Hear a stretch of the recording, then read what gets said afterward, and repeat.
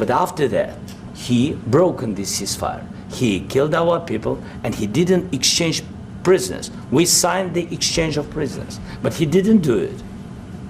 What kind of diplomacy, JD, you are speaking about? What do you mean? I'm talking about the kind of diplomacy that's going to end the destruction of your country. Yes, but if you Mr. President, with respect, I think it's disrespectful for you to come into the Oval Office and try to litigate this in front of the American media. Right now, you guys are going around and forcing conscripts to the front lines because you have manpower problems. You should be thanking the President for trying to bring an end to this conflict. Have you ever been to Ukraine that you say what problems we have? I have been to. Count once. I've actually watched and seen the stories, and I know what happens is you bring people, you bring them on a propaganda tour, Mr. President. Do you disagree that you've had problems bringing people into your military? And do you think that it's respectful to come to the Oval Office of the United States of America and attack the administration that is trying to prevent the destruction of your country? A lot of questions. Let's start from the beginning. Sure. First of all, during the war, everybody has problems, even you, but you have nice ocean and don't feel now, but you will feel it in the future. God bless. You don't know that. God bless. God bless. You will not have a war. Don't tell us what we're going to feel. We're trying to solve a problem. Don't tell us what we're going to feel. I'm not telling you. Because you're in no position to dictate that. Remember this. You're in no position to dictate what we're going to feel. We're going to feel very good. You will feel influence. We're going to feel very good and very strong. You will feel influence. You're right now not in a very good position. You've allowed yourself to be in a very bad position, and he happens to be right about it. From the very beginning of the war. You're not in a good position. You don't have the cards right now. With us, you start having cards. But right now, you don't. You're playing cards.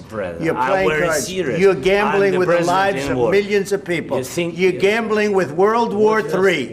You're gambling with World War III.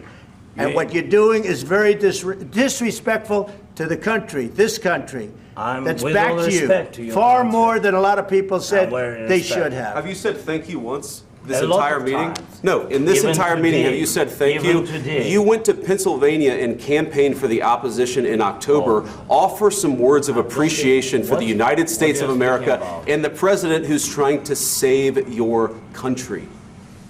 Please, you think that if you will speak very loudly about the war, you can... He's not speaking loudly. He's not speaking loudly. Your country is in big trouble. Can I Wait a minute. No, you've done a lot of talking. Your country is in big trouble. I know. You're not winning. You're not winning this.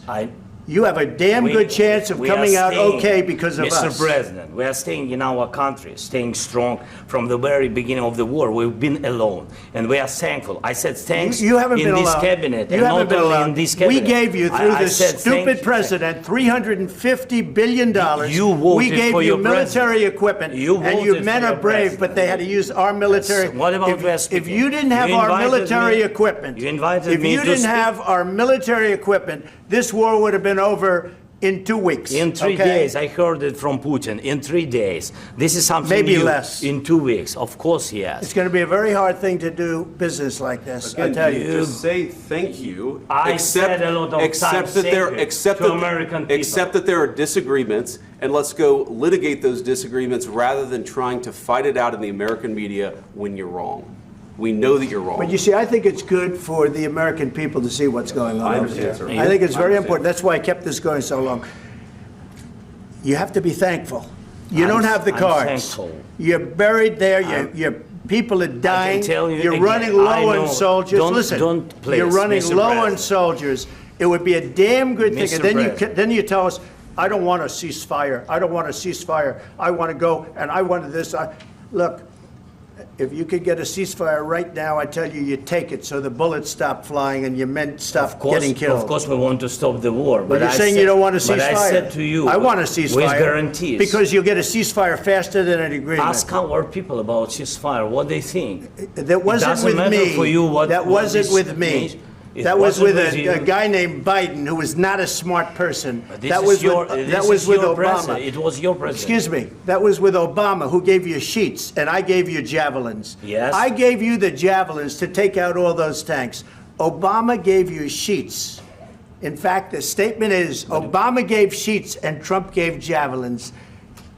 You got to be more thankful, because let me tell you, you don't have the cards. With us, you have the cards.